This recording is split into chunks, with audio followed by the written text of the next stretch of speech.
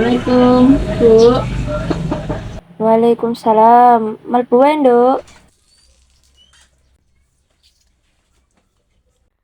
Tapi kayak ireng mana ya? Ono apa to, Nduk? Kok merengat-merengat wae iki lho. Bu, kula wau kan wangsul sekolah liwat griyane Mbak Rumlah. Wonten piyambakipun teng teras, lajeng kula aru-aru kok piyambakipun merengos nggih, Bu. Iya, Nduk.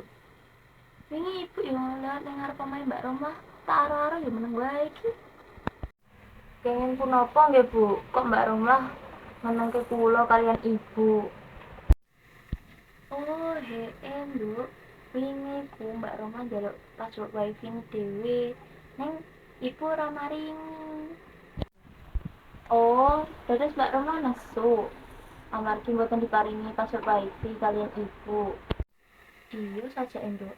Lah piye? Sing pasang wifi kan yo bapakmu. Kayak dinggo kerja. Lah nek sing nganggo wifi-ne akeh, bapakmu ora kemanan sinyal no. Inggih, Bu. Niku kan HE sing kageman wifi nggih.